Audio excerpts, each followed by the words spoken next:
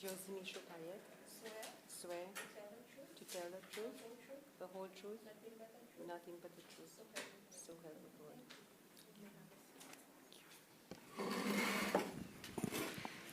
Thank you, Mrs. Mushood Payet, for appearing before the Commission today.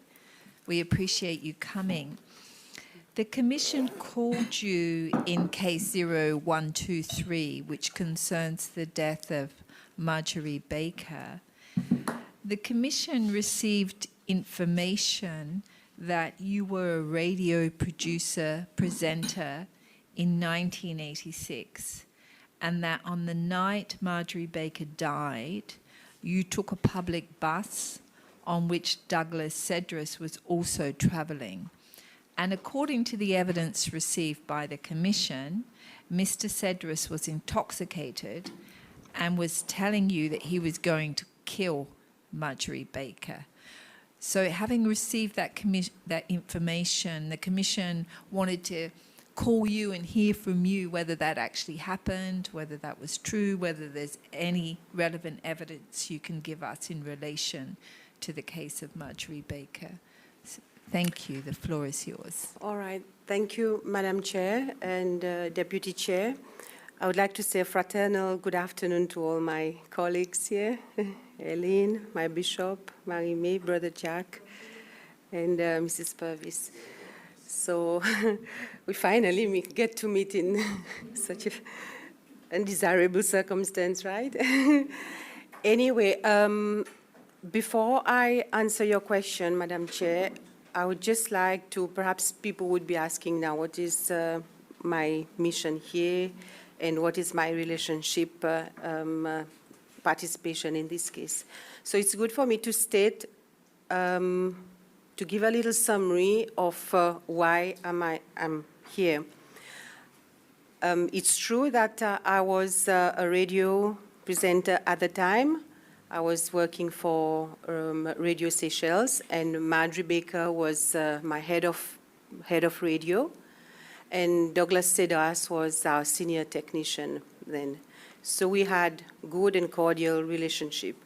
And it's true that on that day that Adi, Marjorie, as we called her Marjorie, the day she passed, the night before she passed away, I was working and I got to see her late that day. I cannot say that I was the last staff to see her, but I did have a conversation with her. It's true that she was distressed and she had some issues. We had a conversation, and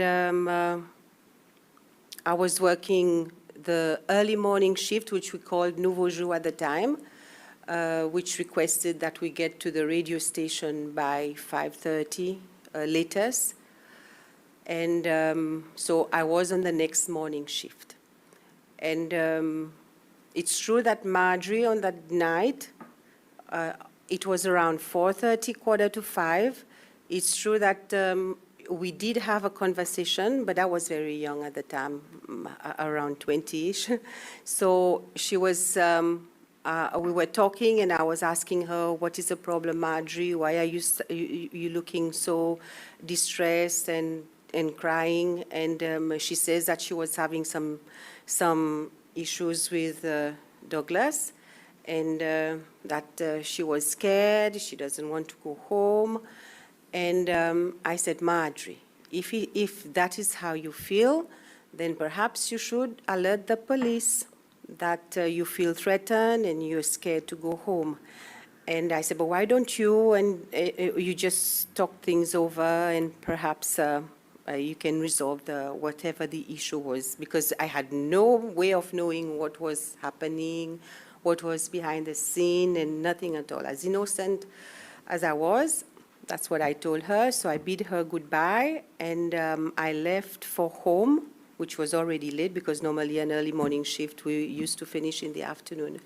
So I got a lift. At the time I was not driving, so I got a lift until I got a lift until Beauvalon, where I took the public bus around 10 to 6. At the time there was a 10 to 6 bus. So I waited at the bus stop and I got that bus. And when I entered the bus, I met Douglas, so I shared a seat with her, with Douglas. I will go on my conversation after. And to go to the next day, it's true that on my way to work in the morning, the driver picked me up at around 4:30 in the morning, and we went to collect the technician whom I can't remember who it was on duty that day, but then we returned. I live at Glassy, not far from where Douglas is, and so we know both families, and so we went back via Beauvallon to collect the newsreader around Saint Louis, I think. And on the way, we passed Douglas's house, and about 100 meters, I would say, further down, because opposite Douglas's house, there's no lay-by, there's no parking. He has a driveway to his house. So further down, where at the time cars did park when they wanted to go and visit other houses in the vicinity, I saw Marjorie's car, and she had a white car, and I said to the driver, "Oh, what is Marjorie's car doing here this time?" So it would have been around 5, perhaps, in the morning, yeah, around that time. And but because we were rushing, and we were not expecting, of course, we're not expecting anything to have happened. We could have just thought that they had made things up. Anyhow, so we went to work, and I was getting ready in the studio, preparing my early morning shift, getting my script ready, stuff ready, and music was blasting in the studio, happy mood. Josie, And Josie, sorry to interrupt you, Yeah. but people would like to hear you in Creole.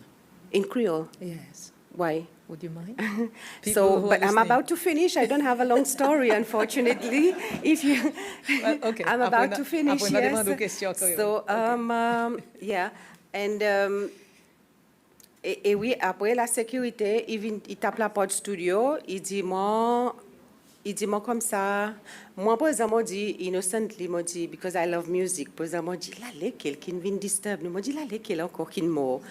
Présent, il dit moi c'est Josie, moi get li. Moi dit c'est Présent, now comme ça, I put my acts together and I said, what happened? Who died?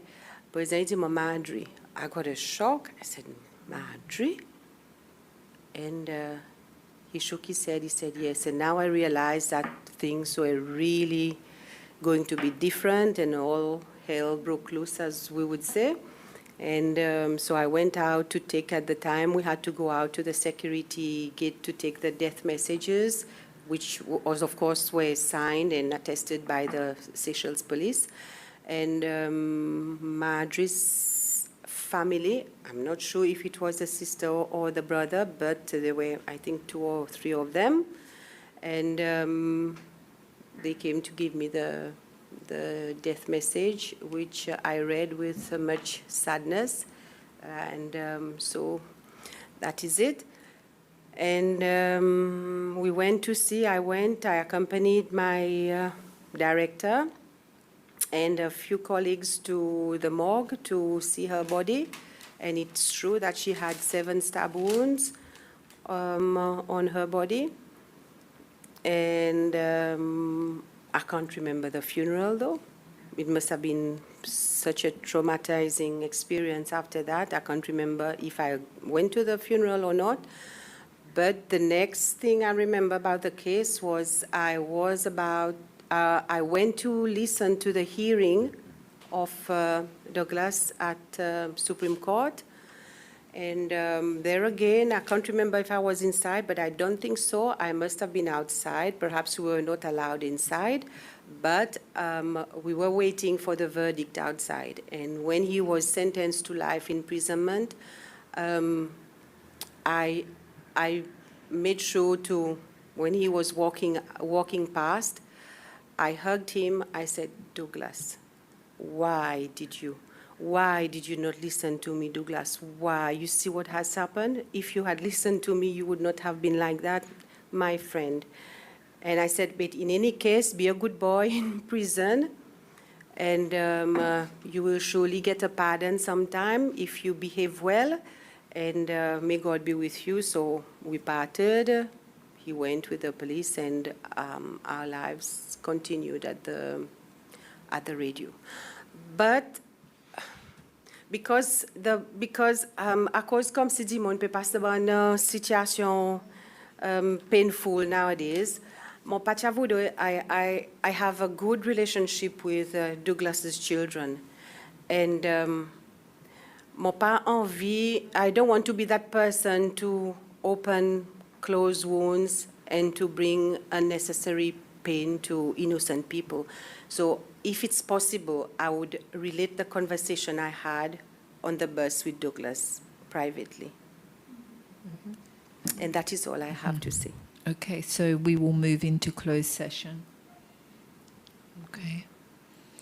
And so we will adjourn from public session. We will be back tomorrow for public session at 9 a.m. 9.